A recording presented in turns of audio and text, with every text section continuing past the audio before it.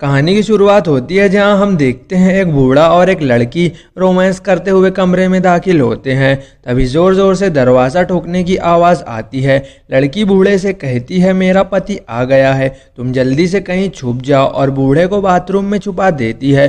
तभी हम अर्जुन नाम के लड़के को देखते हैं जो अंदर आकर इसकी बीवी पर चिल्लाने लगता है कि तू किस किस के साथ सो रही है। और तभी इस बूढ़े को ये देख लेता है तो इसे बाहर निकाल कर डराता है और गुस्से में अपनी बीवी पर ही गोली चला देता है, जिससे ये ज़मीन पर गिर जाती है।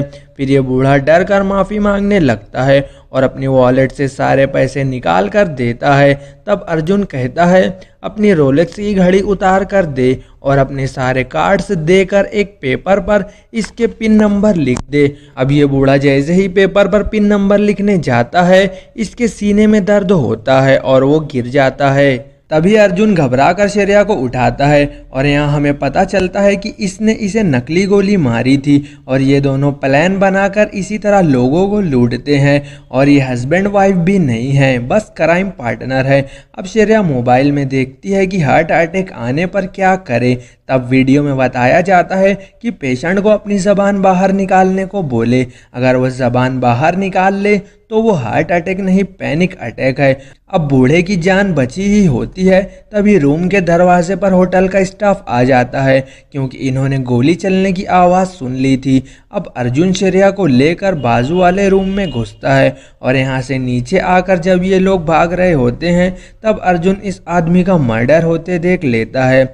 वो इसे बचाने आता है, तब तक किलर भाग जाता है तो ये आदमी अर्जुन को पकड़ लेता है, जिससे इसके हाथ पर निशान बन जाता है। पर किसी तरह ये दोनों यहाँ से भाग निकलते हैं। अब अगले सीन में हम इंस्पेक्टर करण को देखते हैं जो अर्जुन का जुड़वा भाई है। ये इस क्रिमिनल से पूछताछ करता है, तब ये बताता है आज कहाँ माल उतरने वाला है। तभी हम एक लेडी इंस्पेक्टर को भी देखते हैं जो करण की सीनियर है, लेकिन करण और इसके बीच जरा भी नहीं जमती। करण इससे सीधे मुंह बात भी नहीं करता। वहीं अगले सीन में हम इस कस्बे नाम के आदमी को देखते हैं जो पूजा कर रहा होता है और पूजा करने के बाद पुलिस की वैन में बैठकर जेल आता है। यहाँ हमें दिखाया जाता है कि ये जेल में रहकर अपने सारे इल्लीगल काम करता है और पूरी जेल में इसका राज चलता है। जेल में ये एक खास कमरे में रहता है और यहाँ पर हम सत्तू नाम के आदमी को देखते हैं और कस्बा इसका मामा लगता है।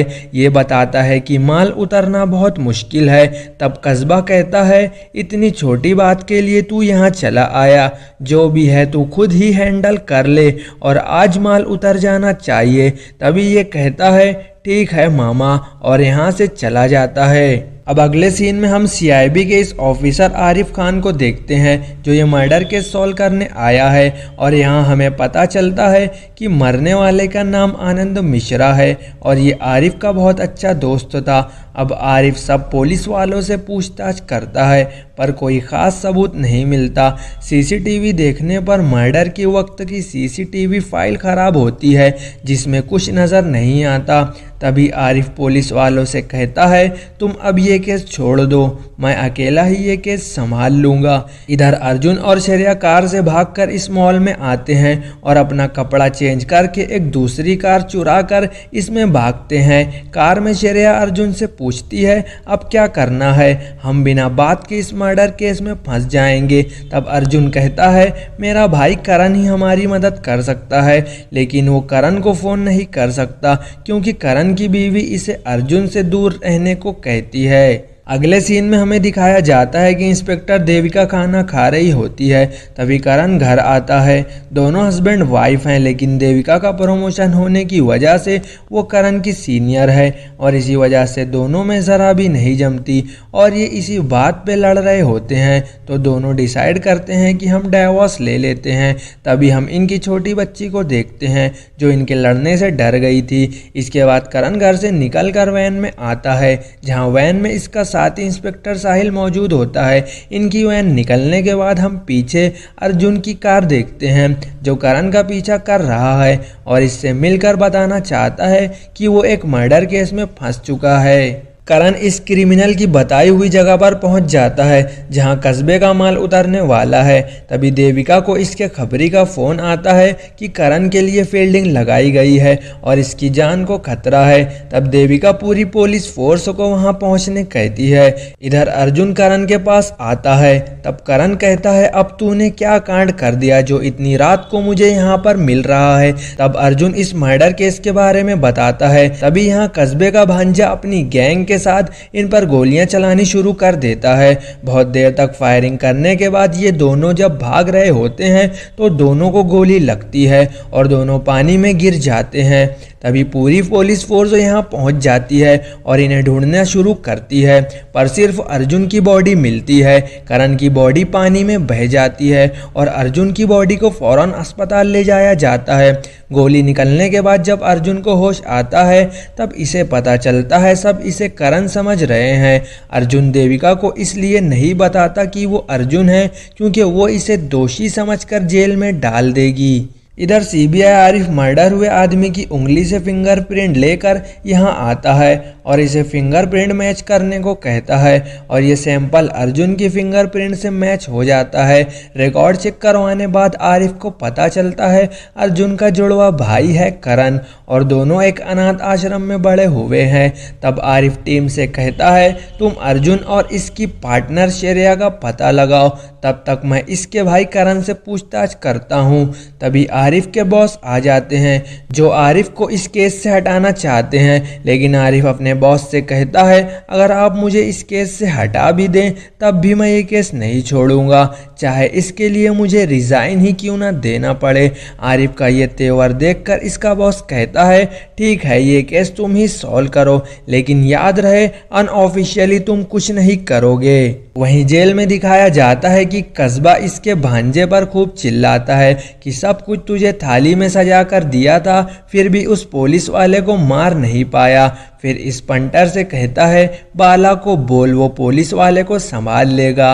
अब जेल से निकलकर जब ये बाला को फ़ोन करने लगता है तब कस्बे का भांजा इससे फ़ोन छीन लेता है और कहता है उस पुलिस वाले को तो मैं ही मारूंगा। इधर देविका अर्जुन को अपना पति करण समझकर घर भी ले आती है और उसका ये अलग बिहेवियर देखकर देविका को लगता है कि गोली लगने की वजह से वो शौक में है।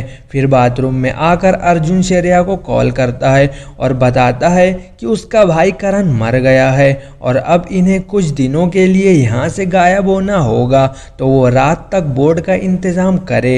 रात में जब देविका और इसकी बेटी सो जाती है तब अर्जुन बैग लेकर निकलता है और निकलते वक्त देविका के नाम की एक चिट्ठी लिख देता है कि वो करण नहीं अर्जुन है और वो यहाँ रुककर इसे और परेशानी में डालना नहीं चाहता। अब ये कार में आता है जहाँ श्रेया इसका इंतज़ार कर रही होती है।